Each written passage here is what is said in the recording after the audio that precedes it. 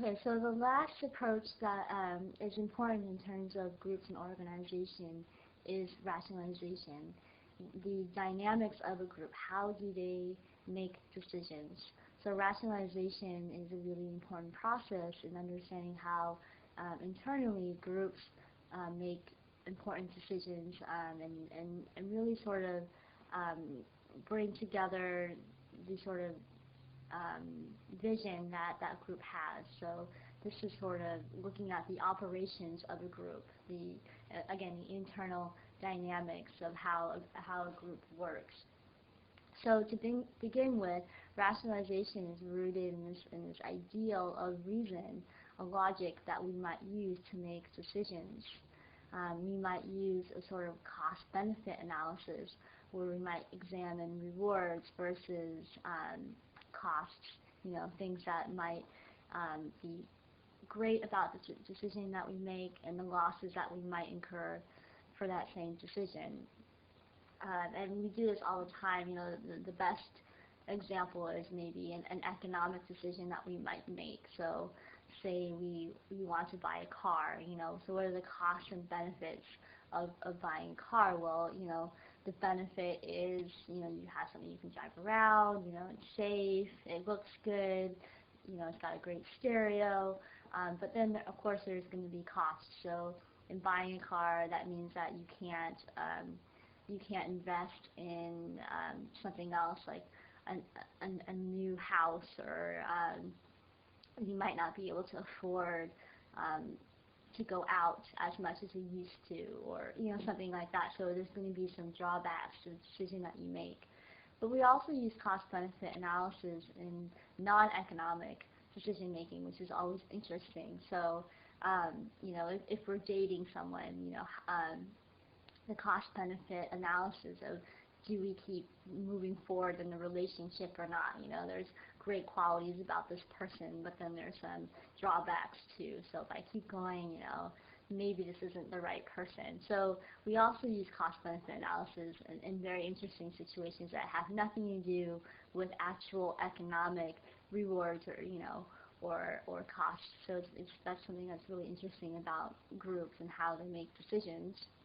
The other way that we can use rationalization is a value-based logic, which is more based on maybe an ideal way, or maybe the value of human life. That again, it's not economic at all. There's a higher reasoning to why we make the decision. Maybe it's about truth, or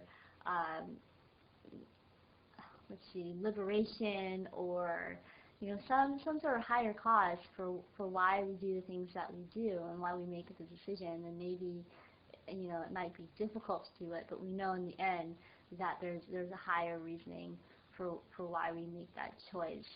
So these are maybe some of the more difficult things, like say the issue of abortion. Not an easy decision, not black and white, not something that we can really say cost benefit. But there are extreme situations where decisions have to be based on something more, something based on a higher value, whether it's the value of a newborn child, or the value of the life of the mother. There's these great decisions that we have to really think through that require some sort of ideal, some sort of humanistic perspective that allows us to make the right decision or feel good about the decisions that we make. And, rationalization is really the basis of any sort of modern society, that we use reason, we use the faculties of our minds to proceed in our everyday life. So rationalization is really important. In fact, in some ways, organizes the society that we live in today. That we have great reason for why we do the things that we do, structurally as well as individually. One way I'd like you to apply this issue of rationalization is to do this activity. And what I'd like you to do is to look at the instructions for the activity. You're going to be a person on a board at a hospital, and there's 9 people there, sorry, 9 patients, that you are going to decide who's going to live and who's going to die. There are 4 kidney analysis machines that all these patients need, and there's 9 of them, right? There's 9 patients, and there's 4 machines, and you have to decide who's going to get the machine. And once you sort of make that decision, what I want you to do is to explain for why you chose some people over others.